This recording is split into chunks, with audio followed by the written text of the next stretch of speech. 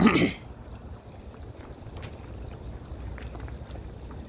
folks, Mark here with Don.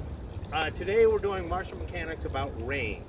My And related. okay.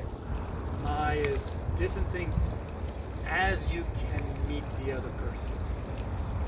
Ooh, that's got some cool implications. Ma is interval, I is meeting. Ooh, okay, we can chase that. Yes, these concepts are known, but they're described differently.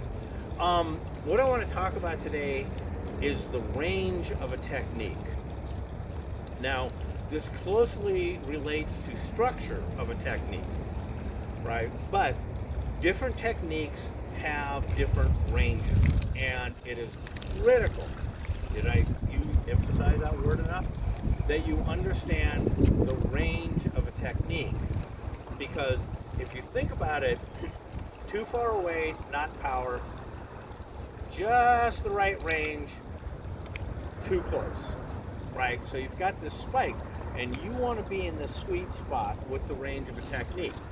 Now, I talked about structure in a previous video.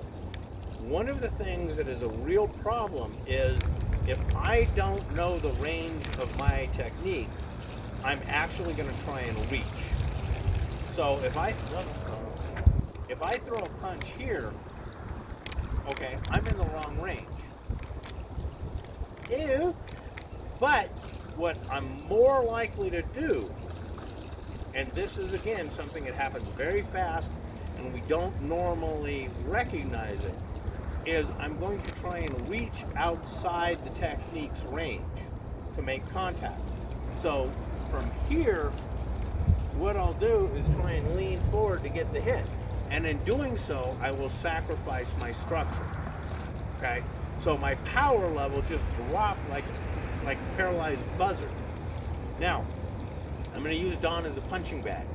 I mean that literally. Pretend he's a punching bag. Okay? The way I teach people to find the range is, number one, here's where we get into prison jokes. Have somebody standing behind the punching bag, right, and holding it. And what they'll be doing is that they'll be reporting the force that they are feeling through your actions. Now, then what you do is that you take in and you put dots about every inch, okay, on the floor, and you start way out of the range, and you step, and you throw the technique. Complete structure. Don't try and hit hard. Try and hit correctly, because that's where power actually comes from. What you gotta? Well, if I can make a, if Yeah. you don't mind.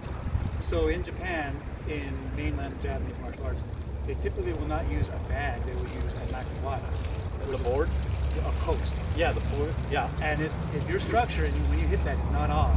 Oh, it'll let you know. It'll let you know. Right. And another drill that we do in the Bunjikan, the kata, is at an advanced level, walk at each other. Yes. Yes. And that is, there's all kinds of ways to learn this stuff, but the reason I say use a bag is if you don't have the structure and you're hitting a makiwara, yeah, you can hurt yourself. You soon learn not to. Yeah, or give well, up. you learn to adjust, but a bag with somebody with the feedback. See, okay, actually you bring up an interesting sidebar that is, I always do.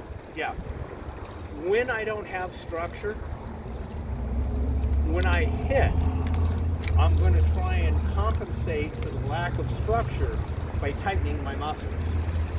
So when I'm hitting, I'm in the wrong range, right?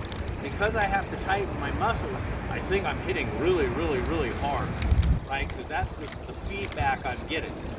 The weird thing about hitting correctly and in the right range with structure is it doesn't feel like you did anything. It is amazingly, all the force goes through your structure and you don't feel that as you're doing it. So if you feel that you're actually probably hitting one. Or just having bad size. Bad dog. Bad dog. Yeah. Creepy dog. But so the idea with the dots is, like I said, you're not trying to hit with power, you're trying to hit with structure. But out at the wrong range, you throw the move correctly, right? And you know, yeah, it's silly, man, right? All right, then I step 1 inch to the next dot, throw it again, okay? Now I step to the next dot, and yes, I've made contact. And here is where you really want to be conscious of the desire to lean forward to get the extra range. I really want to hit hard, right? Now, the person behind the bag is reporting, okay, light contact, etc. Well, I step in again, I hit the bag, boom, right? You know, my power levels start creeping up every inch, right? And boom, again, the guy behind reports not what you think is a hard hit, but what he's feeling through the bag, right? Then you try and get closer, bam, and I mean, my structure, because I'm throwing it in the wrong range, my power delivery is going to go down. Do this with every technique you know. You find the range. Now, once you understand the range, you can begin to know and work on stepping into the right range for the technique. Okay? Practice that, get that. Then the next step is to take it, so when I start hitting the bag, if it's a suspended bag, it's going to swing, right? Yes. Now, keep on doing that. Okay. Range works two ways. Okay. And that is, boom, when he moves into range, right, I don't have to move. I just see him moving into range, boom. Okay. So you now develop two skills. One is you step into the right range. Two is when he steps into that range, you know that's the time to throw that move. Doesn't matter what it is. Do it with all the techniques you know. Vinyasa Jutsu. Vinyasa Jutsu? That's true. That's good.